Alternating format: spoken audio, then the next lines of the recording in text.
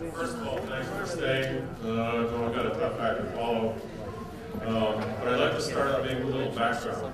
A couple years ago, Dave Finney received a document that he was asked to sign, basically a carbon neutral document for educational institutions. We got together as a group and decided that we didn't really know what carbon neutral was. A. B. We didn't know what our carbon footprint was. So what we did was we decided that in order to make an informed decision and decide whether we needed to do that or not, we were going to take the information that we could gather, hire a consultant, and basically find out what our actual carbon footprint was. We hired Greg Strong and Spring Hill Industries, Spring Hill Solutions, to try to assess what our actual carbon footprint was. What we did was we went over 10 years of information that we could gather on our energy consumption, our electric usage, water usage, vehicle usage, trash and recycling, our stormwater impact, and our landscaping materials and what we did with those. We're anticipating a report sometime in June, and when we receive that, hopefully we'll have a footprint of where we can go in the future as an institution to try to make a difference. In the interim, we've been working with our internally with a group of faculty, staff, and students that has taken a small informal post-carbon coalition committee and evolved it into a dynamic campus committee that's been renamed the Sustained Champlain Committee. People are responsible for the event today. The committee's mission is to explore our institutional options and make Champlain an industry leader in sustainability. One of my purposes here is to try to explain some of the initiatives that the college has taken to address the issue of sustainability. It's really my belief that we have been proactive in these areas, but our real failure has been unable to get the information out to the public.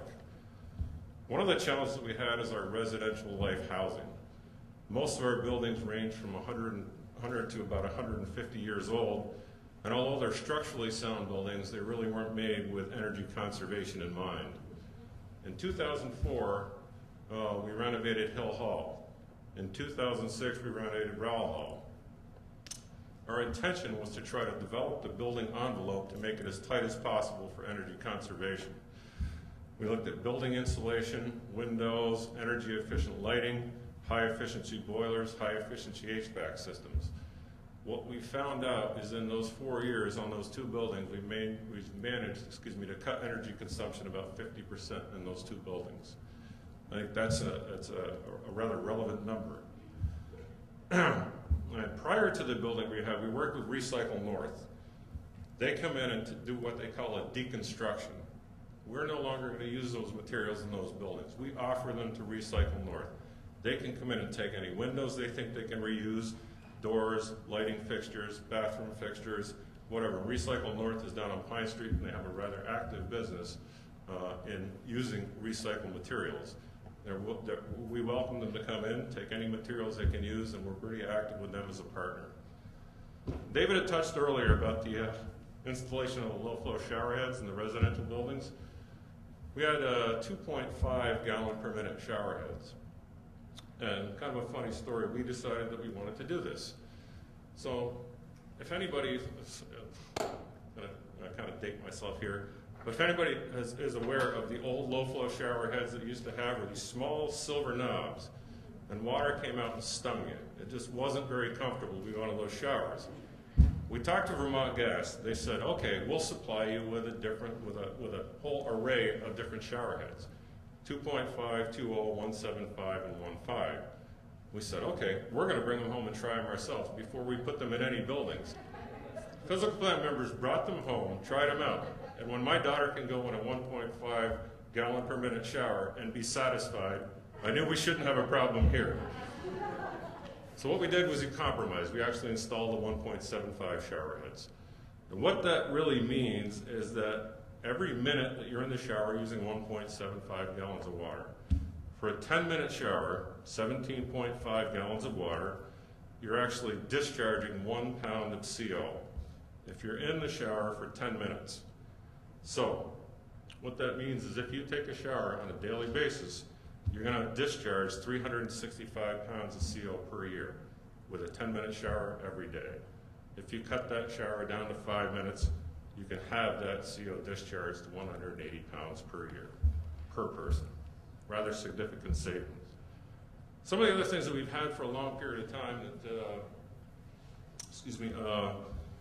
that we've been using for a long time before I think some of the sustainability issues have come to the forefront were a digital control system, an energy management system that we've had in place for about 20 years.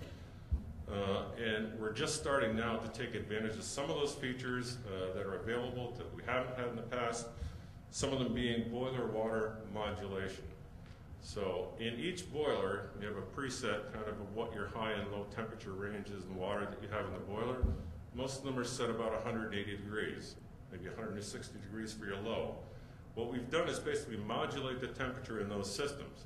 So as outside air temperature rises, the boiler water temperature lowers. Using less energy to heat that water, the water is going through the building and still keeping people as comfortable as you possibly can. So at a temperature of 35 degrees today, you may have 125 degree water going through that system, as opposed to a constant 180 degrees. You've got to spend an awful lot more energy to heat that water to that level and maintain it at that maximum level. We're regulating hot water with a digital control system with the addition of new mixing valves. So the reduction of maybe 10% in hot water that may not be noticeable to you is actually a very large energy savings. Instead of getting 120 degree hot water, you may be receiving 110 degree hot water. Another really large energy saving. What we've done is installed digital CO sensors in every boiler room throughout campus. This is a safety feature. So you have hardwired CO systems in every building, and that will alert you if there is a real problem with CO within the building.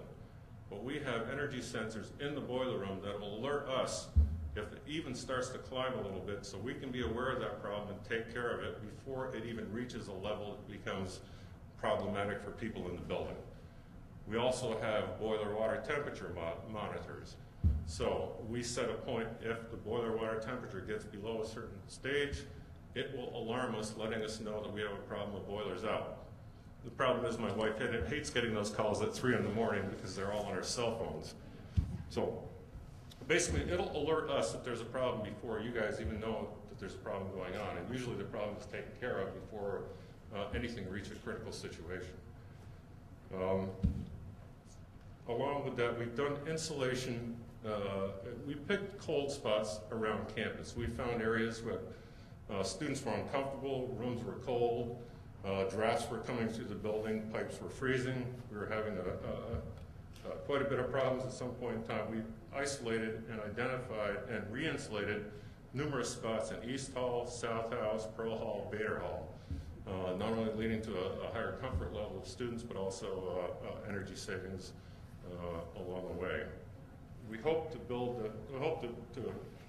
design the same type of building envelope systems that we have with Rowell Hall and Hill Hall. When we do our summer renovation, we are planning a gut rehab on Whiting Hall, and we will be transforming Aiken Hall from a residential dormitory into an office academic building.